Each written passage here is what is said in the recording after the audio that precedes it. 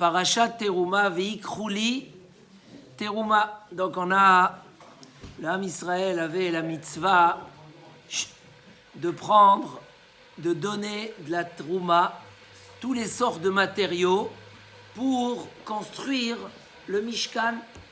Ça allait depuis l'or, l'argent, le cuivre et jusqu'à l'huile et les encens. Ce pasouk-là, toujours, il interpelle, et beaucoup de midrashim ont été dit dessus. Pourquoi c'est marqué Veikrouli? Pourquoi c'est marqué Veikrouli? La kachat, c'est prendre. Et teruma, c'est quelque chose qu'on doit donner. Pourquoi la paracha commence par le mot prendre de la trouma? Et le Midrash fait référence tout de suite à la Torah. La Torah, elle est appelée comment? Ki le kartov natati lachem, torati al ta'azovu. Car je vous ai donné un bon lékar, quelque chose que vous allez prendre. Mais l'homme, il a toute la journée, il a le sentiment qu'il donne quand il fait quelque chose. Pourquoi la Torah, elle est appelée lékar? Le Sfat Emet, il demande une autre question. Veikru li. On sait que dans les Kiddushin, si quelqu'un il dit arrête mes coups d'échette, il dit pas li, c'est un problème. Veikru li lishmi. Prendre la terouma avec la kavana pour Akadosh Baruch Hu. Mais c'est sûr, si je donne pour le Beth Amikdash, sans le penser, évidemment, la pensée est évidente, je donne pour qui? Pour Akadosh Baruch Hu. C'est pas l'endroit et le moment de dire il faut que tu donnes les Shem Akadosh Baruch Hu. Alors je vais vous dire la vérité avant de rentrer dans le sujet de la paracha. Hier soir j'ai eu un appel, j'ai été bouleversé. Quelqu'un il m'appelle, il me dit vu le virus de la corona, j'ai décidé de commencer à stocker de la nourriture parce qu'on ne sait pas ce qui va se passer. Donc je vais acheter des pâtes et tout, et Pessah arrive dans 1 mois et demi. Est-ce que j'aurai le droit de les revendre? Je dis waouh. Et quelqu'un hier soir, il m'a dit, mais vous voyez pas les machins, mais ça parle de ça toute la journée. Les gens, ça y est, ils ont peur. La bourse, elle a chuté, il se passe quelque chose de terrible. Mais quand même, ce téléphone, il m'a un petit peu... on arrive là, les gens ils commencent à dire il faut stocker de la nourriture. Alors, j'ai dit peut-être qu'aujourd'hui on va commencer par ce secret-là, où on a parlé la semaine dernière. Quand il y a une épidémie, on a les réponses, qu'est-ce qui protège l'homme? Que ça soit de l'épidémie ou des autres problèmes de la vie. Je voulais aujourd'hui ramener 2 solutions magnifiques et extraordinaires.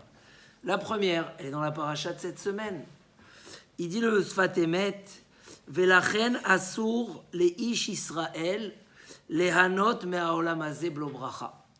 Un juif n'a pas le droit de profiter sans faire la bracha.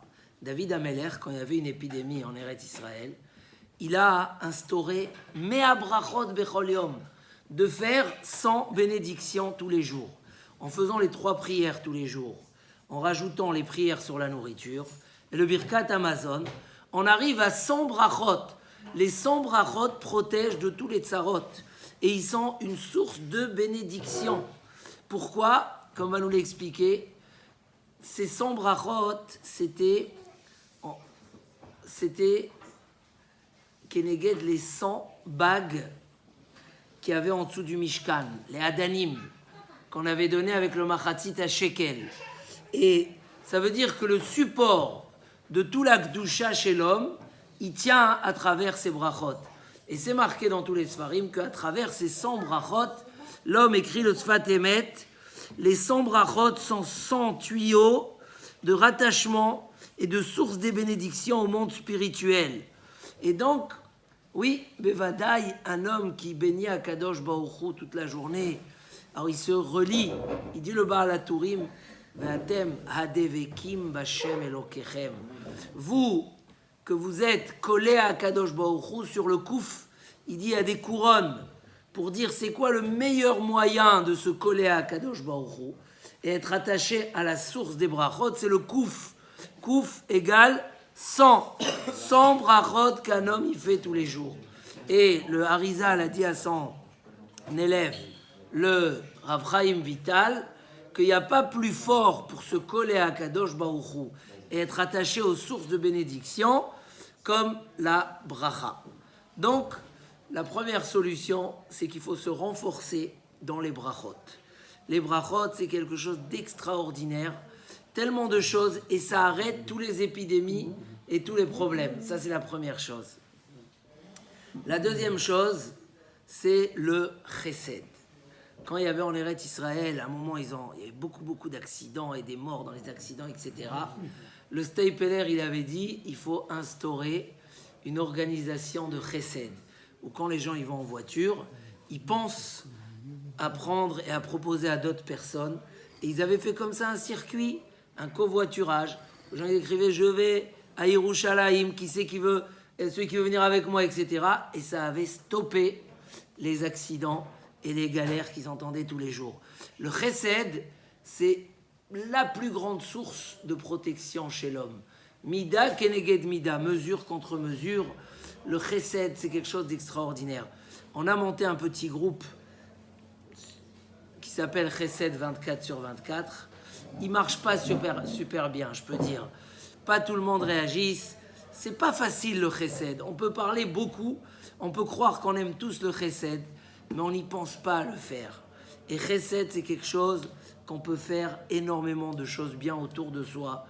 Et je vois des gens que c'est dans leur gène, dans leur sang, ils cherchent. Qu'est-ce que je peux faire?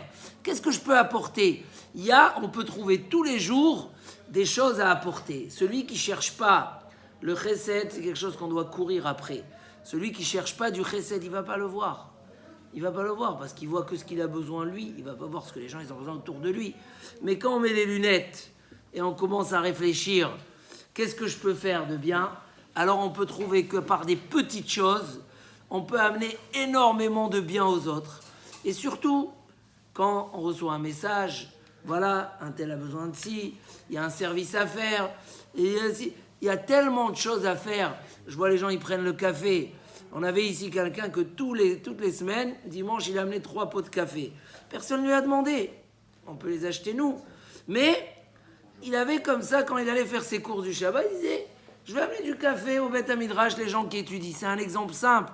Mais on peut faire des choses extraordinaires. En dehors de la tzedaka, qui est quelque chose de très grand, je parle du chesed. Chesed, c'est ben la'aniim, ben la'ashirim. C'est pas forcément à quelqu'un qui est pauvre, même à quelqu'un qui est riche. Le chesed, c'est une des plus grandes protections, donc c'est pas la peine de faire des provisions. Il faut juste se renforcer dans les brachot et se renforcer dans le chesed. C'est 2 piliers énormes qui protègent l'homme et qui lui donnent la bracha. Revenons à la paracha. Nous dit le Sfat Emet que, comme nous dit le Midrash, que Behemet, quand Akadosh Baruch Hu, il a demandé aux Béné Israël de donner pour le Mishkan, il n'avait pas besoin des Béné Israël pour faire construire le Mishkan.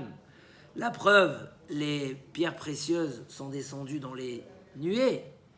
Donc, la manne est descendue du ciel, les pierres précieuses descendaient du ciel. Le but essentiel, c'est pour faire mériter les Béné Israël.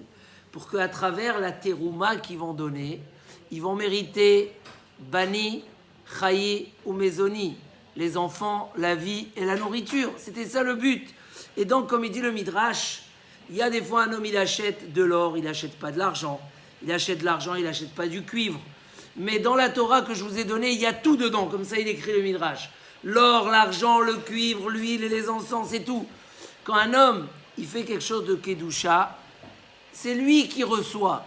C'est lui, Veikrouli. C'est lui qui prend. Et c'est pour ça qu'il y avait un risque qu'un homme, quand il va donner pour qui? Pour son intérêt.